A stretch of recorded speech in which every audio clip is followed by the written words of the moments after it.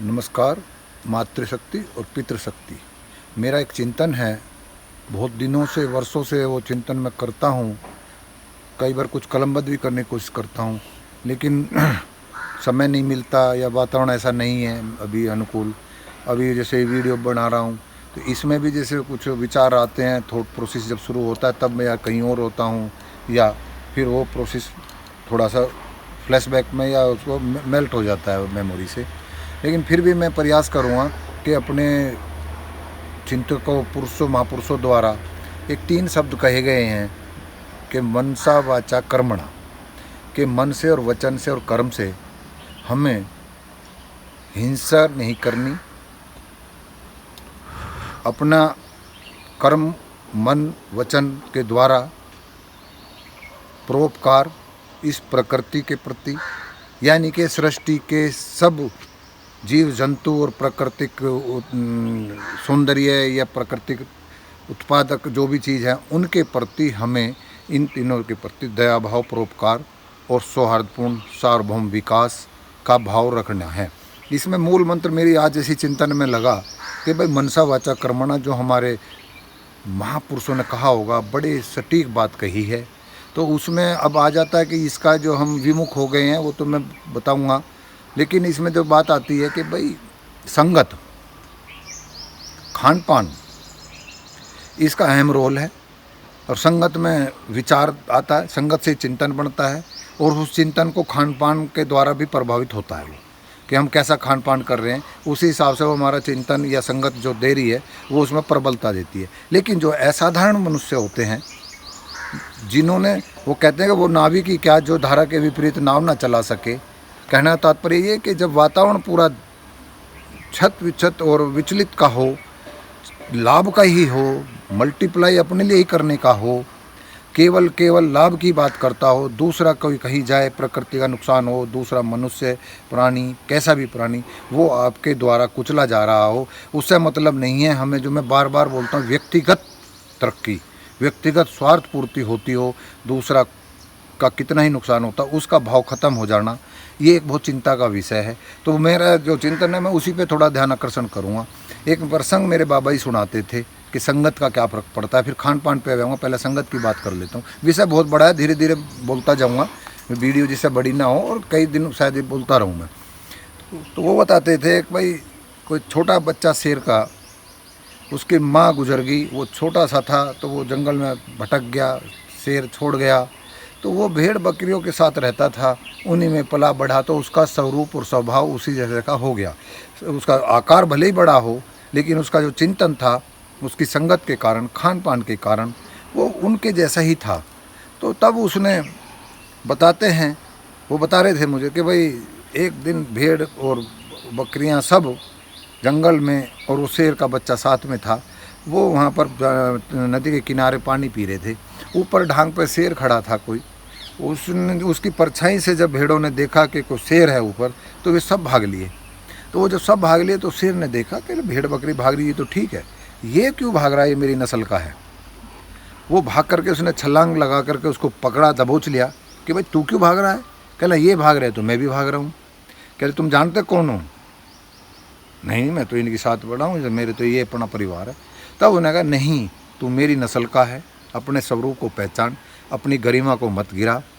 और उसकी संगत के कारण ही था, तो उसने उसको एहसास कराया, उसके मूल ने मनुष्यता जैसे मैं कहूँगा।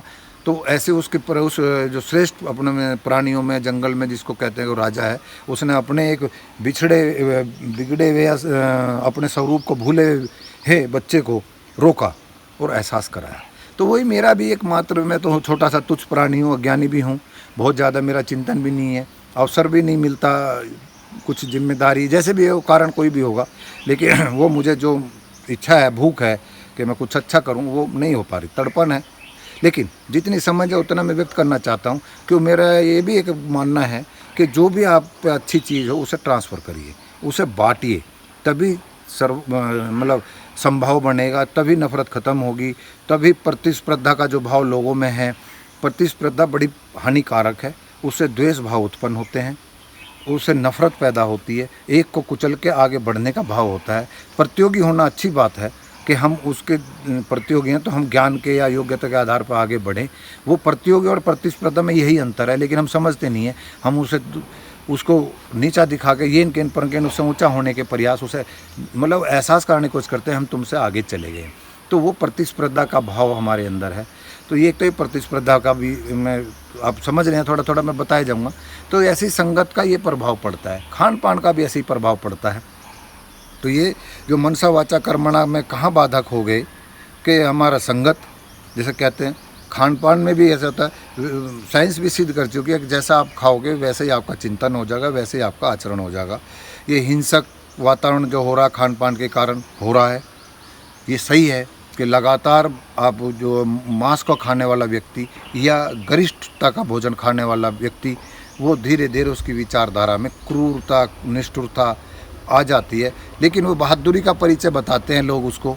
जैसे हिंसा का भी है, दुनिया में अब इस समय कुछ जो एक ही चीज़ का लगातार सेवन कर रहे हैं, उससे उनकी जो प्रवृत्ति हिंसक हो गई है, वो कहते हैं बहादुर हो गए हैं। मैं कहता हूँ बहादुर नहीं हुए हैं, वे क्रूर और कायरता का परिचय है कि भाई किसी भी विचारधारा को या किसी भी व्यक्तित्व का गला घोटना और उसमें 100 इकट्ठे 1000 इकट्ठे होकर के दूसरे की विचारधारा को दबाना, योग्यता के बलबूते पर नहीं बल के बलबूते पर अपनी विचारधारा को थोपना, ये कायरता, अंधविश्वास या उनका चिंतन, वो चिंतन जो मैंने बताया उसी के कारण कि भाई जैसा 24 घंटे चिंतन होगा हमारा, उसी के तरह से हम लोगों आगे करेंगे कि भाई ये भाव जब आ जाएगा कि हम ही रहेंगे, हमारी ही विचारधारा रहेगी, हम ही लोग श्रेष्ठ हैं, वो भाव जो है ये अफरा तफरी ला रखी है। मैं उस पर भी इंगित करूँगा, साइंस कहती है, मैं नहीं कहता कि भाई हिंसा लगातार जैसा भोजन खाओगे वैसे ही विचारधारा बन जाएगी।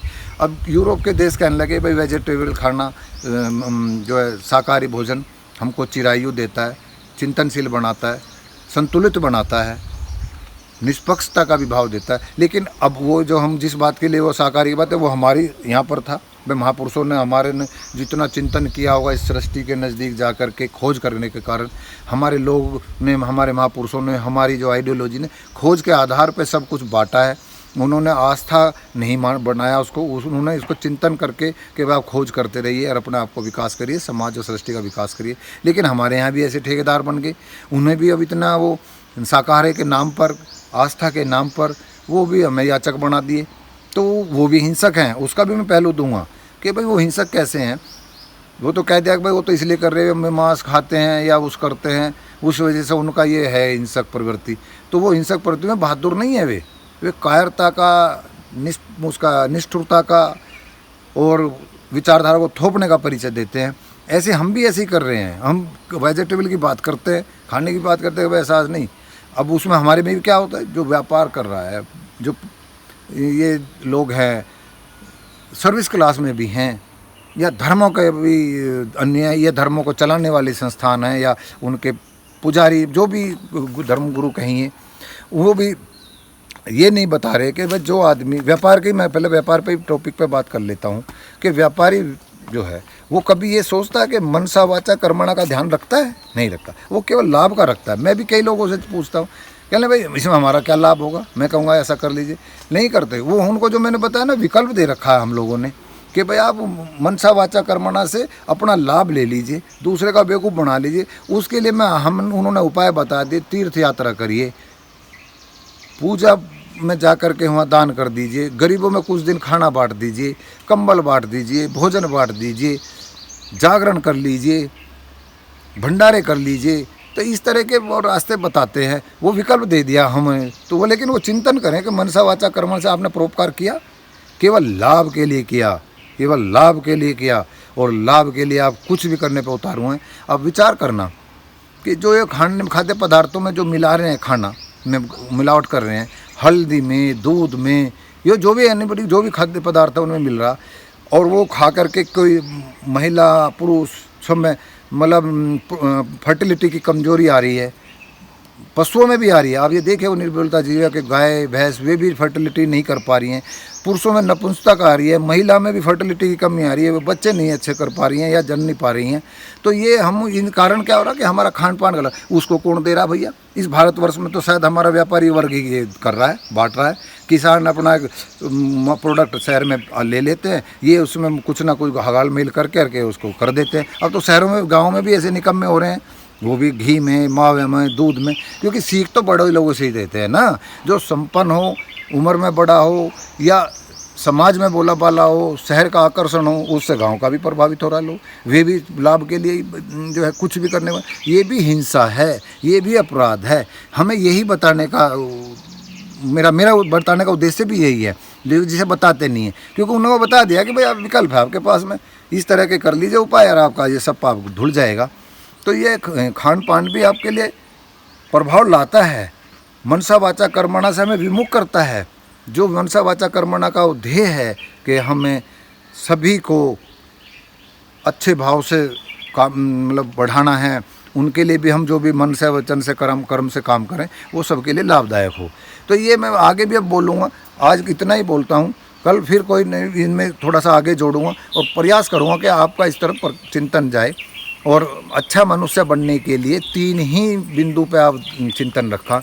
ये सब आडंबर की इतनी ज़रूरत नहीं है, क्योंकि हमारे जो महापुरुषों ने कहा है कर्म ही प्रधान हैं, कर्मों के द्वारा ही हम अपना भी और दूसरों का भी और सृष्टि का भी निर्धारण कर रहे हैं, और अपना तो खास तौर से कर रहे हैं, कहीं और किसी का कोई रोल नहीं है। जो हमारे ये जो महापुरुष हैं जिन्होंने इसमें मिसाल कायम की है, चाहे राजा हुए या ऋषि मुनि है, उन्होंने भी चिंतन से अपने कर्म से एक आदर्श स्थापित किए, उन पे चलने का हमारा चिंतन होना चाहिए।